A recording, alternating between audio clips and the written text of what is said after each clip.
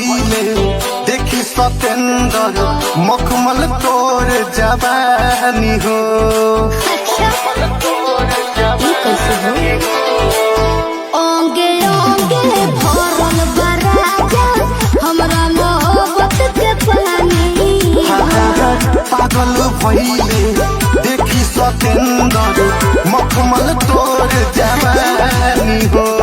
रोवा रोवा तोहरे के खोजे हो बनी सबाबू।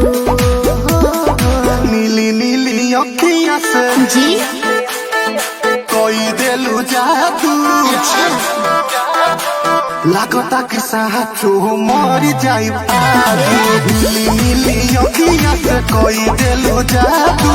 लागता कि साचो मर जाई आजू। ऐसे ना बोला। ओंगे ओंगे भरल बराजा हमरा मोहब्बत के पानी हो।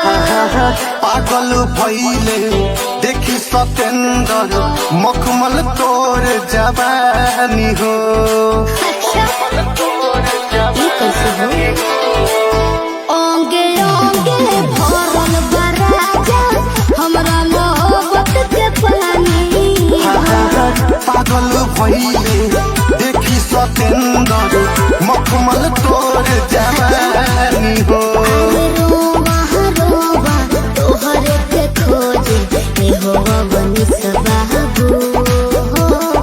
नीली नीली अखियाँ से जी कोई देलू जादू।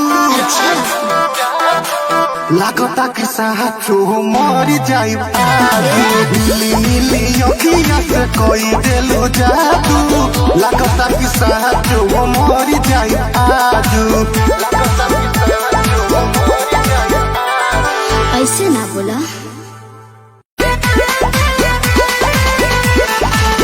ओंगे ओंगे भरल बराजा हमरा मोहब्बत के पानी हो।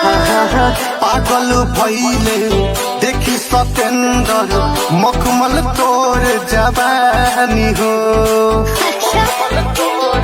ये कैसे हो?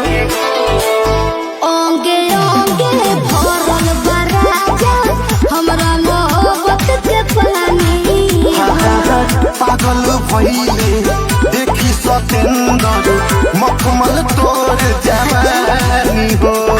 रोवा रोवा तोहरे के खोजे हो बनी सबाबू।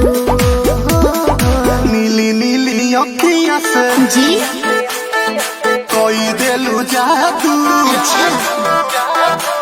लागता कि साचो मर जाई नीली नीली अखियाँ से कोई देलू जादू। लागता कि साचो मर जाई आजू।